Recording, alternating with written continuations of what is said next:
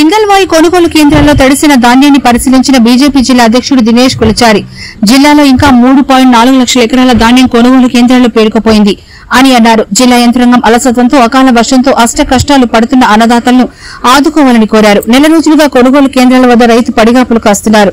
ప్రపంచ సుందరిలో పోటీలు నిర్వహిస్తున్న సీఎం రైతుల బాధలు కనపడడం లేదా? గత 3 రోజులుగా అకాల వర్షాలు కురుస్తూ ఉంటే సీఎం కొనుగోలుపై సమీక్ష చేయకపోవడం సిగ్గుచేటన్నారు. స్థానిక ఎమ్మెల్యే భూపతి రెడ్డి పెళ్లి పేరెంటాలకు తిరగడం కాదు, కొనుగోలు కేంద్రాల్లో రైతున్న బాధలు చూడాలన్నారు. వెంటనే మొలకెత్తిన ధాన్యాన్ని ఎలాంటి షరతులు లేకుండా కొనుగోలు చేయాలి, లేదంటే బీజేపీ ఆధ్వర్యంలో పెద్ద ఎత్తున ఆందోళన చేపడతామని తెలిపారు. 12 లక్షల మెట్రిక్ టన్నుల పంట పండితే ఇందూరు జిల్లాలో 8,60,000 ఎకరాలు రైతుల దగ్గర కొని 3,40,000 ఎకరాల పంట పరిస్థితి ఇది. చాతగానితనం నిజంగా కూడా బాధ అనిపిస్తుంది. నేను జిల్లా కలెక్టర్ మొదటి నుంచి చెప్తున్నాను, కొనుగోలు కేంద్రాలు పెంచుర్రి 12 లక్షల మెట్రిక్ టన్నులు వచ్చింది. జిల్లా జాయింట్ కలెక్టర్ దగ్గరికి పోయి మెమోరాండాలు ఇచ్చాం.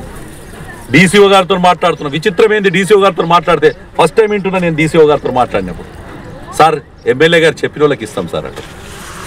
కొనుగోలు కేంద్రాల్లో ఎమ్మెల్యే పెత్తనం ఏందో నాకు అర్థం కాదు.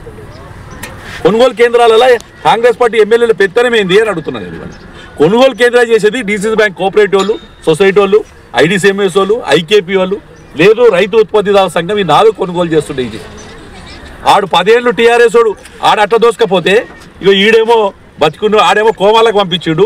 ఈడు కోమా